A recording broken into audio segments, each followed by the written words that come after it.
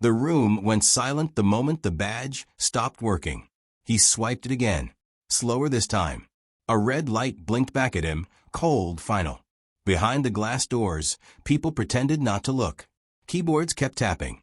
Phones kept ringing. No one asked why a man who had walked these halls for years was suddenly locked out. A security guard cleared his throat. "Sir, I'm going to need you to step away from the door." He didn't argue. He didn't raise his voice. He just stood there, badge dangling from his fingers, staring at the building like it had betrayed him first. Minutes earlier, he'd been summoned without warning. No calendar invite. No explanation. Just a message. Asterisk, come to the boardroom. Now asterisk. Inside, the air had been sharp with tension. No smiles. No coffee. No small talk. A single envelope sat on the table, already sealed. "You're being let go," someone had said, not meeting his eyes. "Company restructuring. Effective immediately. Your access has been terminated." They spoke fast, like speed could make it cleaner. Like words delivered quickly wouldn't hurt as much. He hadn't asked questions. He hadn't defended himself. He hadn't reminded them who built the systems they depended on, or who stayed late when the numbers didn't add up, or who fixed disasters before anyone noticed they existed. He simply nodded and walked out. Now, standing in the lobby with a box in his hands, he felt the weight of it all sink in. Not rage, not panic, but something colder. Something quieter. The box was light. Too light for years of work. A plant. A framed certificate no one ever mentioned. A notebook filled with handwritten calculations no one else could read. The guard shifted awkwardly. "I'll escort you out." He stepped into the elevator alone. As the doors slid shut, his reflection stared back at him. Calm face. Straight posture. No cracks. But his eyes held something different. Something unfinished. The elevator descended in silence. In the parking lot, rain had just started to fall. Not heavy. Just enough to soak through fabric, to blur reflections on concrete. He placed the box gently on the hood of his car and stood there, letting the rain hit his face. People passed by. Cars pulled out. No one stopped. Inside the building, his email account was already gone.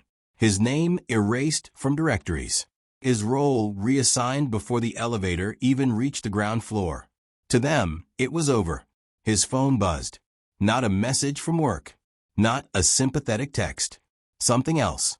He glanced at the screen, then locked it again without reading.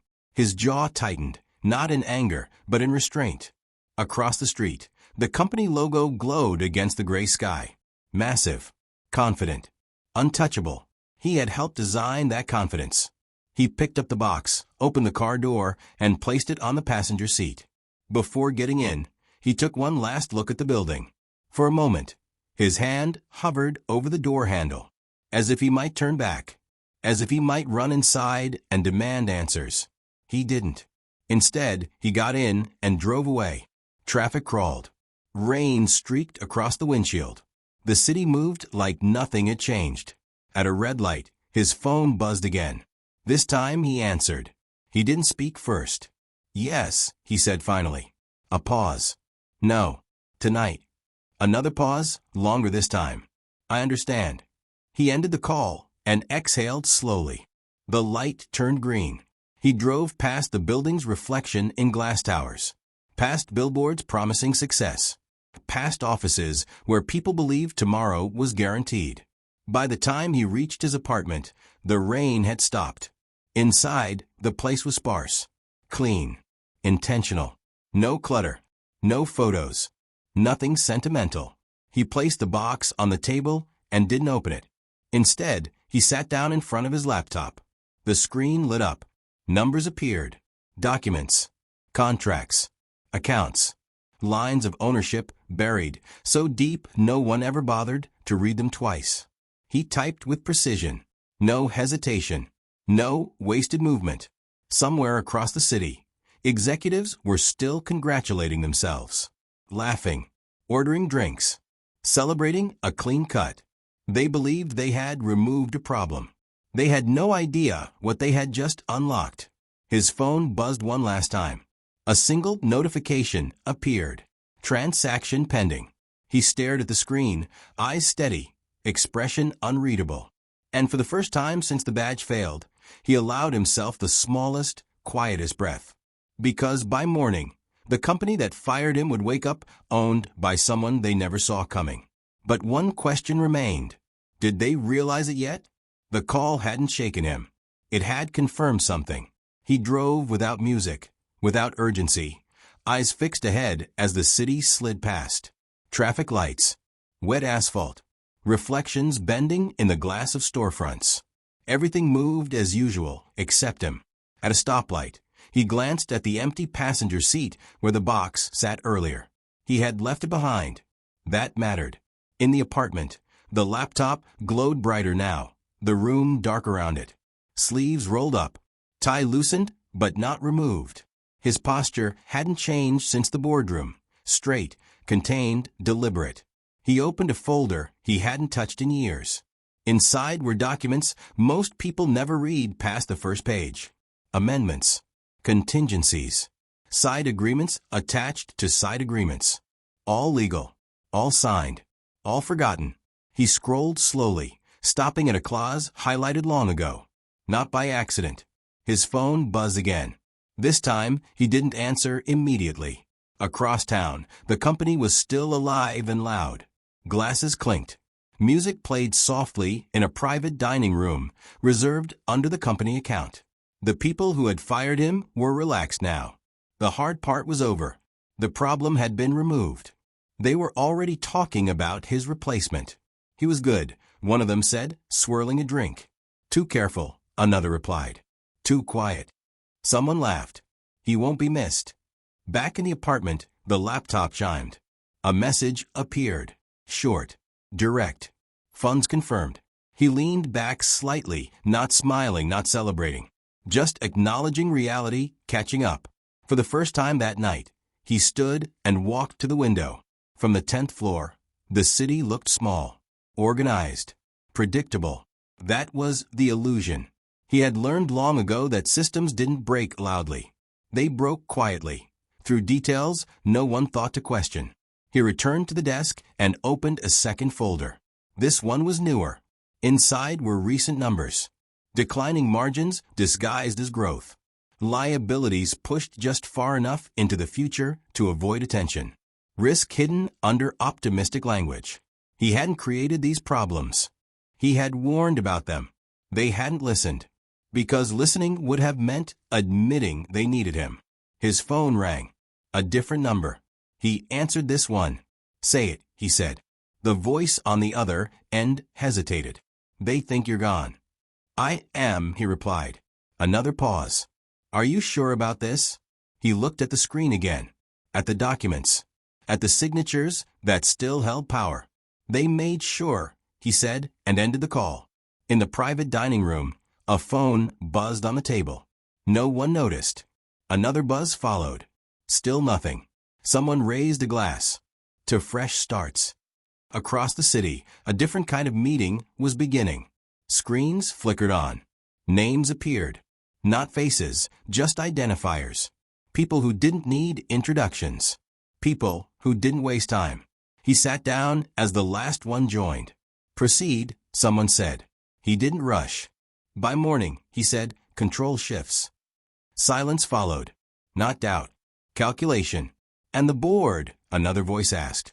They won't understand it until it's complete. A beat. Legal exposure? None. Another pause. Longer this time. Why now? The voice asked. He looked down at his hands. Steady. Unmarked. The hands of someone who had spent years building value while others took credit. Because they forced speed, he said. And because they never checked what they assumed I didn't have. No one argued. Back at the restaurant, laughter grew louder. Dessert arrived. Someone finally glanced at the buzzing phone and frowned. Probably nothing, they said, silencing it. Across town, emails began to queue. Notices drafted, but not yet sent. Transfers aligned, waiting on a final confirmation. He watched the progress bar inch forward. In the quiet moments between updates, something surfaced. Not anger, not pride, but a memory he usually kept buried. Being talked over. being thanked publicly and ignored privately, being trusted with everything except authority. He had learned to survive inside that contradiction. Tonight, he was stepping outside it. The screen flashed. Approval received. He exhaled, slow and controlled. In the restaurant, one of them finally checked the phone. The color drained from his face. "Is this a joke?" he muttered. "What?" someone asked. He didn't answer. He stood up abruptly, chair scraping the floor. Others checked their phones now. One by one, conversations died mid-sentence. Confusion spread before understanding. Who sent this? This can't be right. Call legal. Phones rang. Went to voicemail. Across the city, he watched confirmation after confirmation stacked neatly on the screen. He wasn't watching them. He was watching the clock. Midnight approached. The company logo still glowed on the skyline, unaware it was about to mean something different. He closed the laptop halfway, leaving it just open enough to see the final line waiting. Outside, the city hummed. Inside, the moment hovered, unfinished.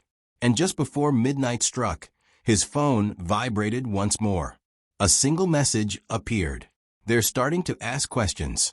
He stared at it, then typed 4 words in reply. "Let them." The clock ticked forward, and somewhere between one day ending and another beginning, everything they believed about power was about to be interrupted. The first call went unanswered. Then the second. By the third, voices were raised. In the restaurant, menus lay untouched. Dessert plates sat cooling. No one was hungry anymore. Phones glowed in every hand, lighting faces that had lost their confidence minutes earlier. "What do you mean pending change of control?" Someone snapped into the phone.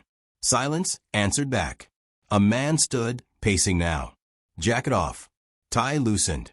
"This has to be a mistake. I need confirmation." He listened. His expression shifted, not panic yet, but the edge of it. "That's not possible," he said. "We didn't authorize anything." Across the table, another executive refreshed his email again. And again. Nothing. "Why isn't legal responding?" someone asked. No one answered. Across the city, in the quiet apartment, he watched the same moment unfold from a different angle. Updates stacked vertically. Clean. Methodical. Each one moving the process forward without drama. He didn't interrupt. He didn't rush. He had learned long ago that pressure made people sloppy. He preferred patience. A new alert appeared. External inquiry detected. He tapped the screen once. Opened it. They were trying to stop it now. Too late. In the restaurant, a phone finally connected. Yes, this is urgent," someone said, stepping away from the table.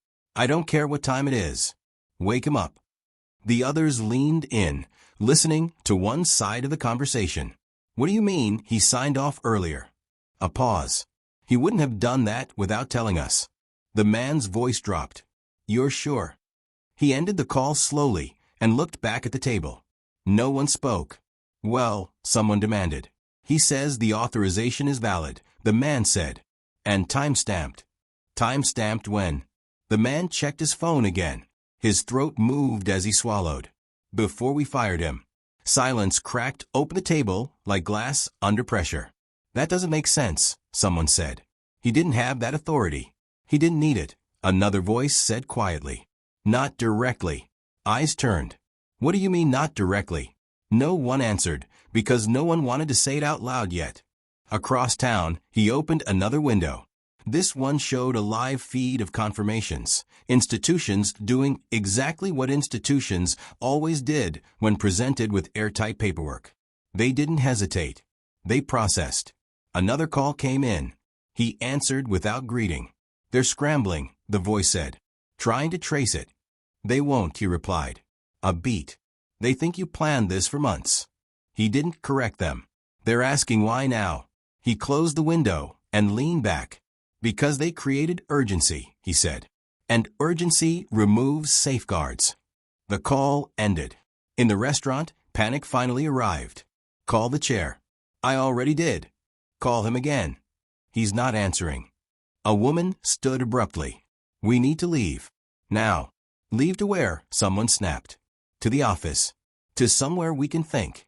Chairs scraped. Bills were abandoned. Coats grabbed with shaking hands. Outside, the night air felt colder than it should have. In the car, engines started fast and hard. Tires squealed as they pulled into traffic, red lights ignored, caution forgotten. Across the city, he watched the clock tick closer. Inside the apartment, nothing had changed. No pacing. No clenched fists. No visible emotion. Only movement on the screen. Another alert. Secondary approval complete. He allowed himself a breath, not relief, but acknowledgement. He remembered the meetings. How he'd raised concerns and been told to trust the vision. How he'd flagged risks and been called overly cautious. How his reports were praised, then shelved. He hadn't argued then. He had prepared. At the office building, lights flicked on floor by floor as executives arrived out of breath. Security scrambled. Calls flew between departments that didn't normally speak after hours. In a glass-walled conference room, they gathered around a screen. "Explain this," someone demanded. A junior analyst stood frozen at the end of the table, eyes darting. It appears control is being consolidated through previously dormant instruments." "Dormant?" someone shouted. "By who?" The analyst hesitated. "Say it." He swallowed. "By him." The name wasn't spoken. It didn't need to be. A fist hit the table. "That's impossible. He didn't have the capital." Another voice, quieter. "He didn't need it all at once." Screens filled with charts. Ownership shifting.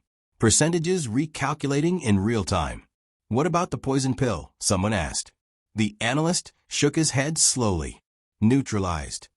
"How?" He looked down. It was written with an exception clause. An ugly realization crept across the room. "Who wrote that clause?" someone asked. No one answered. They all knew. Phones buzzed again. This time with external messages. Investors asking questions. Partners requesting clarification. Banks confirming compliance. The outside world was already adjusting. In the apartment, his screen showed the same thing, just earlier. Another call came in. He answered. "They're trying to challenge the interpretation," the voice said, saying intent matters. He almost smiled. "Intent is irrelevant," he said. "Signatures aren't." A pause. "They might try to freeze the process." "They can't without admitting exposure," he replied. "And they won't." He ended the call and closed one window, then another. The final stage remained. Back at the office, voices overlapped. "This can't go through. We need an injunction.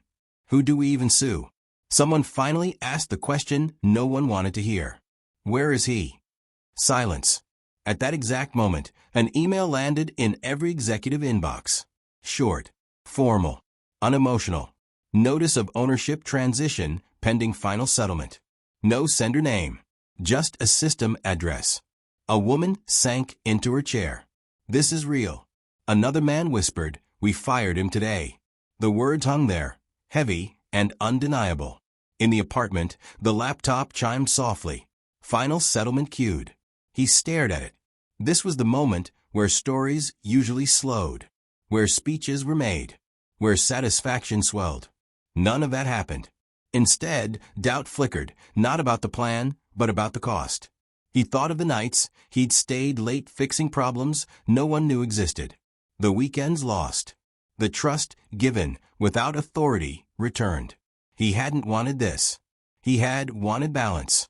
They had chosen removal. His phone buzzed again. "They're asking for you," the voice said. "Directly." "Tell them nothing," he replied. "They're panicking." "Good," he said. "That means they're paying attention." At the office, the boardroom door slammed shut. "We need to talk to him," someone said. "We need to negotiate." "Negotiate what?" Another snapped. "We don't even know what he wants." The truth was worse. They didn't know what he already had. Back in the apartment, he opened the last document. The one he hadn't looked at yet. It wasn't a contract. It was a resignation letter, drafted and signed, dated for the following week. He stared at it longer than anything else on the screen. Then he closed it. The laptop clock flipped to midnight. The final alert appeared. Settlement complete. Control transferred. Asterisk, asterisk. He sat still as the weight of it settled. Not triumph, not joy, but inevitability made real.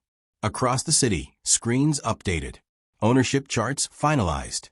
And in a glass tower filled with people who believed they were untouchable, the truth finally arrived all at once. They had lost. And for the first time since this began, everything stood on the edge of collapse, not just for them, but for what came next. Because control had changed hands. And they still had no idea what he planned to do with it. The building woke up wrong. Lights were on too early. Security checkpoints doubled. Voices echoed in hallways that were usually quiet at this hour. People moved faster than they should have, as if speed could undo what had already been confirmed. Inside the boardroom, no one sat in the usual seats. They stood. They paced. They waited. The screen at the front of the room refreshed once more, and this time it didn't change. Ownership finalized.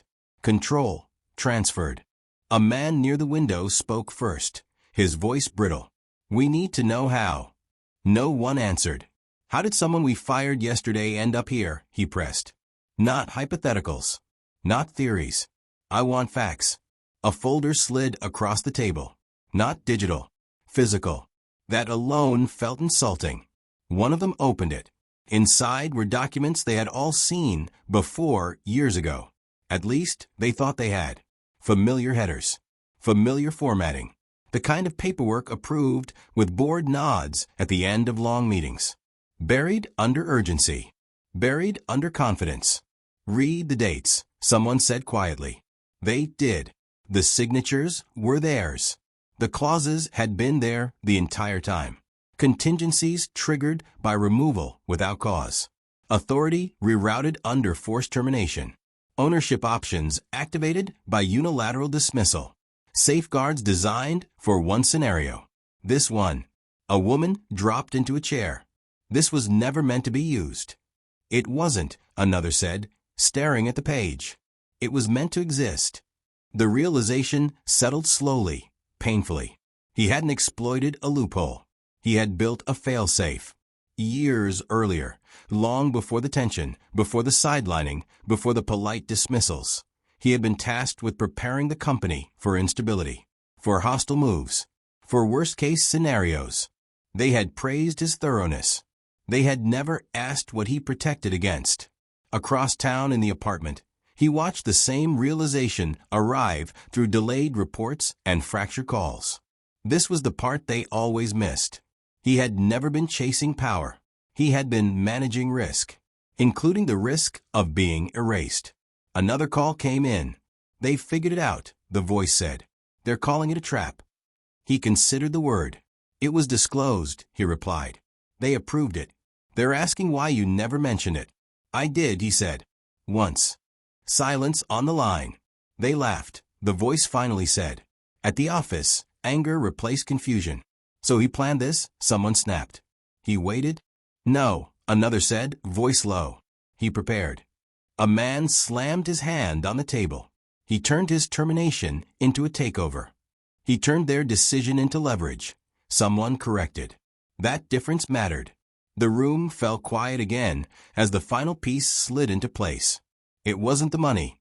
It wasn't secret backers or hidden allies. It was proximity. He had been inside the system long enough to know where it broke. And when a junior executive finally asked the question no one else wanted to voice. So what does he want? No one knew. They checked inboxes, calendars, legal channels. Nothing. No demands. No statement. No appearance. Just control. Across the city, he closed the laptop fully for the first time since the badge failed.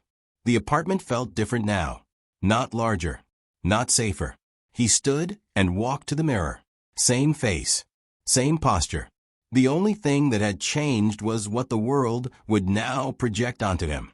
He thought back to the day he wrote the clauses. The late hour. The empty office. The way the city lights looked from the window. He hadn't been angry then. He had been careful. Because he had seen what happened to people who were useful until they weren't. He had seen loyalty rewarded with silence. He had promised himself one thing. If they ever tried to erase him, it would cost them certainty. At the office, legal teams assembled. Statements drafted and redrafted. Public relations demanded guidance. "Do we say anything?" someone asked. The chair shook his head. "Not yet." "But the markets?" "We wait," he said, "until he speaks." That was the new reality. Waiting on the man they believed they controlled. Back in the apartment, his phone vibrated. A final call. He answered. "They want to meet," the voice said. "Today." He didn't respond immediately. Outside, morning traffic began to swell.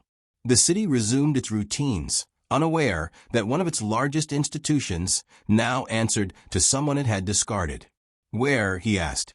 "The boardroom." He looked at the reflection again. "They already had their meeting," he said. "Now it's my turn." The call ended. At the office, an email finally arrived. No threats. No gloating. No explanation. Just a calendar invite. Subject line: First order of business. The room stared at the screen. Because now they understood the truth they should have seen long ago. They hadn't fired the wrong employee. They had fired the one person who knew exactly how to take everything they thought was untouchable and hold it steady. What they didn't know yet was whether he planned to save the company or dismantle it piece by piece. The boardroom felt smaller when he entered, not because the walls had moved, but because everyone else had. They stood as he walked in, not out of respect, out of uncertainty. He took the seat at the head of the table without asking. No one stopped him. The screen behind him still showed the same words they had been staring at all morning. Ownership, confirmed. Control, absolute. He placed his hands on the table. Calm, open, unarmed. "Sick," he said. They did. For a moment, no one spoke. The city hummed far below the glass. Sirens in the distance. Life continuing without permission. "You want to know what happens next," he said. No one disagreed. "You think this is about revenge," he continued. "It isn't." A man leaned forward. "Then why do this?" He met his eyes. "Because you stopped listening." Silence. He tapped the table once. A screen changed. Numbers appeared. Clear. Unavoidable. "Here's the truth," he said. The company was already bleeding. Quietly. You were celebrating growth while ignoring exposure. Another slide. Another. You fired the only person who refused to hide it. Someone tried to speak. He raised a hand. "I didn't take control to burn this place down," he said. "I took control to stop it from collapsing." The room shifted. He stood now, walking slowly behind their chairs as he spoke. "You rewarded confidence over accuracy, speed over stability. You removed friction and called it progress." He stopped behind one chair. "That ends today." A woman turned. "What are you saying?" "I'm saying," he replied, "that everyone in this room still has a job." Relief flickered. Brief. Cautious. "Provided," he added, "you accept what you never did before." "What's that?" someone asked. "Accountability." He returned to the head of the table. No golden parachutes. No hidden bonuses. Compensation tied to long-term outcomes. Transparency where there was performance theater. A pause. "And the culture that allowed silence to replace truth," he said, "is over." The room absorbed it slowly. "You fired me because I slowed you down," he said. "Now I'm here to do it again." No one laughed. Because this time, they understood the cost of underestimating him. He ended the meeting in under 20 minutes. No speeches. No applause. Just directives sent. Teams reassigned. Reviews scheduled. Structures rebuilt from the inside out. By noon, the building felt different. Quieter. Focused. Honest. Word spread quickly. Not about a takeover, but about restraint. Market steadied. Partners stayed. The story didn't explode because there was nothing explosive to point at. No villain monologue. No public humiliation. Just a company that didn't collapse when it should have. In the weeks that followed, he didn't isolate himself at the top. He walked floors. Asked questions. Listened. People noticed. They spoke up more. They hid less. They worked differently. And for the first time in a long time, decisions were made with consequences in mind. Late one evening, long after the building emptied, he stood alone in the same lobby where the badge had failed. He took the card from his pocket, swiped it. Green light. The doors opened. He didn't smile. He stepped inside, not as someone who had won, but as someone who had reclaimed balance. Upstairs, in his office, he opened the drawer and took out the unsigned resignation letter. He read it once more. Then he tore it cleanly in half and placed it in the bin. Not because he needed power, but because now power finally had purpose. Outside, the city lights reflected against the glass, steady, no longer distorted. And somewhere out there, people were watching this story unfold, recognizing something familiar in it. The quiet ones. The overlooked ones. The ones who prepare instead of performing. If this story made you pause, if it reminded you that restraint can be stronger than noise, share your thoughts in the comments, or stay with the channel for more stories where quiet decisions change everything. The building stood firm. And this time, it was listening.